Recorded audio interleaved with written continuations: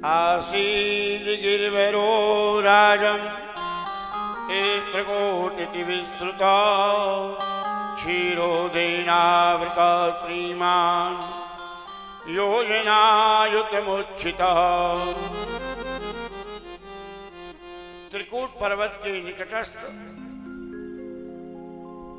One के मध्य में एक सरोवर था। उसका जल बड़ा ही मीठा और शीतल था। उसी वन में एक विशाल गज रहता था। उसका बहुत विशाल परिवार था।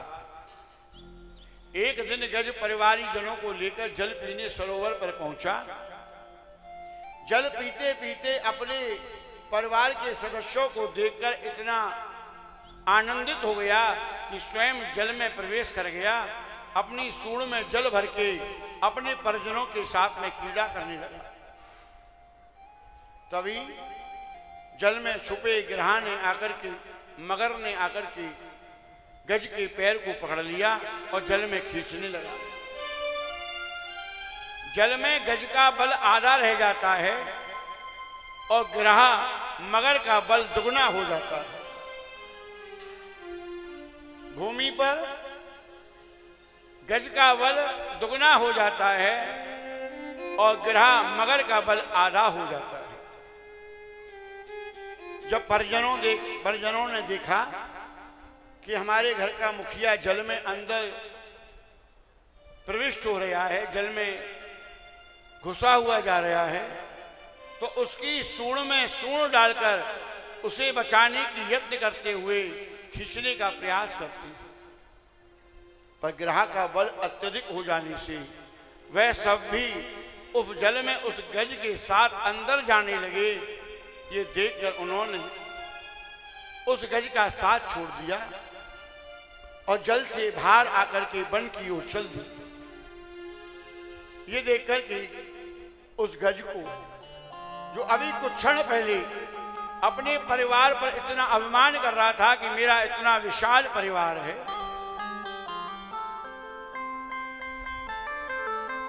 उसे ज्ञान हो जाता है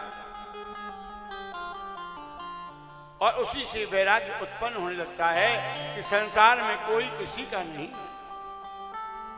अरे सुख के संगी तो सब हो जाते हैं, अरे कोई दुख में संग दे वही सच्चा संगी कहलाता है। वही परिजन है, वही मित्र है, वही बंधु है, वही बांधव है। आज मैं संकट की घड़ी में पड़ा हूं। ये मेरे परिवार के सदस्य मुझे संकट में छोड़कर चले गए, तब वह आर्त भाव से, दुखी चित्त से भगवान के लिए पुकारता है। भगवान गिरहा की टेर सुनकर के, गज की टेर सुनकर के सरोवर पर पहुंच जाते हैं। आज वैकुंठ में गरुड़ जी नहीं थे, भगवान नंगे पैर दौड़े हैं। कहीं विलंब हो गया तो मेरा भक्त गज कहीं प्राणों के संकट में ना पड़ जाए। नंगे पैर आए हैं। भगवान का यहाँ हरि अवतार हुआ। बोल हरि भगवान की जय।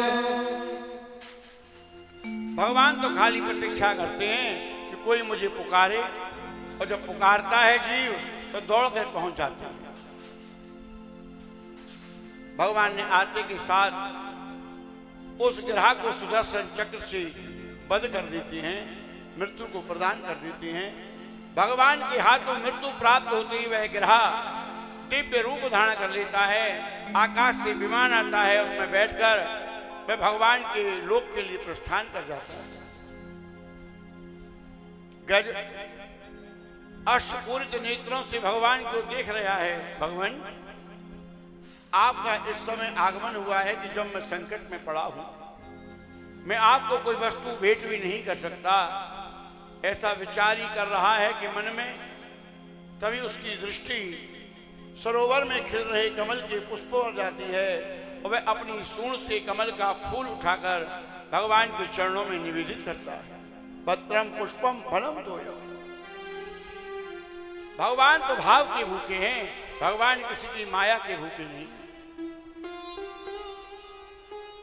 ये देख भगवान उस गज की सूंड को पकड़ बाहर खींचने के लगते हैं।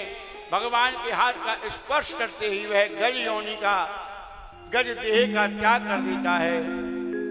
दिव्य चतुर्भुज रूप धारण करता है। आकाश से विमान आता है, उसमें बैठकर वह भगवान के धाम के लिए प्रस्थान कर जाता है। परीक्षित ने पूछा सुखदेव जी से कि राजन भगवान, ये गज पहले जन्म में कौन था? ऐसा क्या पुण्य था कि भगवान उसकी रक्षा के लिए आए, जिनके हाथों के स्पर्श से अपने गज देह का परित्याग कर दिया? और ये गिरहा कौन था? किस दोष के कारण, किस अपराध के कारण वह गिरहा हुआ? और ऐसा कौन सा पुण्य था उसे मारने के लिए भी भगवान को आना पड़ा? सुखदेव जी ने कहा कि राजन, ये गिरहा हो नाम का गंधर्व था। इसने महर्षि देवल के पैर को यमुना के जल में खींचा।